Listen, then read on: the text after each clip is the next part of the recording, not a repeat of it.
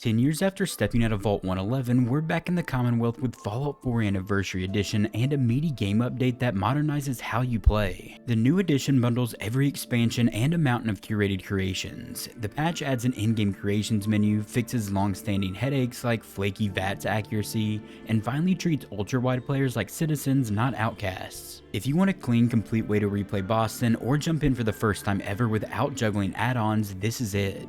Here's what launched, what's inside, how the Creations update actually works, the standout new goodies, how to buy smart, and why this is a great excuse to return to the Commonwealth. But before we get into it, if you enjoyed the video, be sure to leave a like and subscribe to the channel to stay up to date with all the latest Fallout news. And if you want to further support the channel, consider becoming a member for early access on every video, members only content, your name in the credits, the ability to write in and have your comments featured, and access to the Discord community. As of November 10th, 2025, Fallout 4 Anniversary Edition is available on Xbox Series XS, Xbox One, PlayStation 5, PlayStation 4, and PC. It's a definitive package with the base game and all 6 DLC. Far Harbor, Automatron, Nuka World, Contraptions Workshop, Vault-Tec Workshop, and the Wasteland Workshop, plus more than 150 pieces of curated Creation Club content. The timing is poetic, landing exactly 10 years after the original release on November 10th, 2015, and if you've been waiting for a single download that contains the whole ride, this is that download. And it arrives alongside a free title update for all editions that adds the new creation menu, and a stack of gameplay, UI, and stability improvements so every player benefits even if you don't buy the new bundle. The content footprint here is huge, especially if you're a player who's never played Fallout 4. Automatron still kicks off the robot mystery and opens a deep crafting rabbit hole, and Far Harbor remains one of Bethesda's best expansions ever made, with fog-drenched detective work and tough choices. Nuka World flips the script and lets you run a raider playground before deciding what kind of wasteland boss you really want to be. The Contraptions Workshop lets you build factories and displays, the Vault-Tec Workshop lets you become the overseer you always judged, and Wasteland Workshop rounds out the toy box with captures, arenas, and settlement flavor. On top of the expansions, the Anniversary Edition folds in a curated haul of more than 150 creations. These range from headline weapons like the prototype Gauss rifle, CR-74L combat rifle, heavy incinerator, Tesla cannon, solar cannon, and the Zenton arsenal, to fan-favorite armor such as Chinese stealth armor, Exo-2 power armor, Hellfire power armor, and the Enclave remnants. There are also new player homes in the creations like Shroud Manor, Noir Penthouse, Neon Flats, Charleston Condo, and a spread of virtual workshop spaces. And settlement builders get decoration and furniture packs, coffee and donuts for your corner shop, modern furniture, holiday and Halloween themes, and handy kits like the Settlement Ambush Kit and Modular Military Backpack. And the Anniversary Edition doesn't lock the new infrastructure behind the purchase. The Creations menu ships to everyone in the new free update. If you already own the Game of the Year edition with all 6 DLC, you can simply just buy the Creations bundle to add all of this new curated content to your game for $20. If you only own the base game for Fallout 4, you can grab the Anniversary upgrade for $40 to add both the DLC and the Creations without rebuying all of Fallout 4. And at this point, if you still own nothing for this game, the full Anniversary Edition for $60 is the simple one-click route to get everything.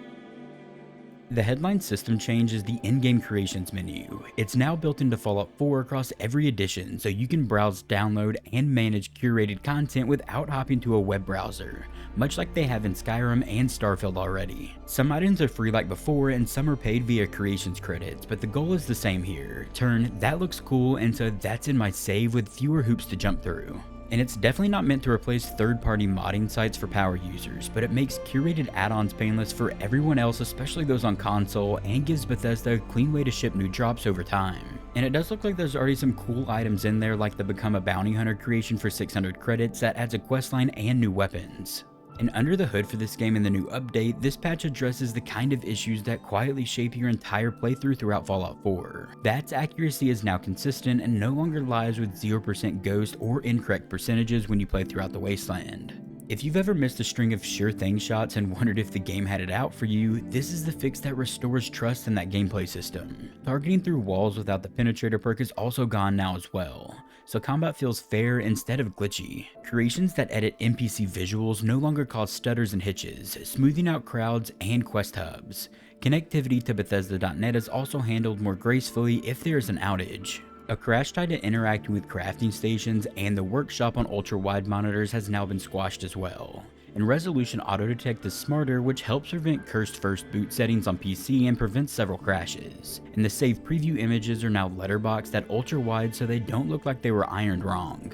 Ultra wide and super ultra wide players get a long overdue love letter. UI elements, HUD backplates, item previews, menus, quest updates, workshops, and inspect object scales properly for 21.9 and 32.9 resolutions.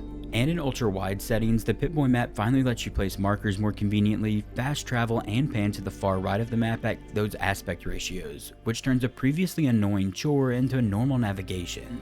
It all adds up to a game that feels far less like 2015 in the places you notice minute to minute. Alongside the big curated pool of creations, 9 brand new ones debut with the anniversary edition of Fallout 4 and the Creations Bundle.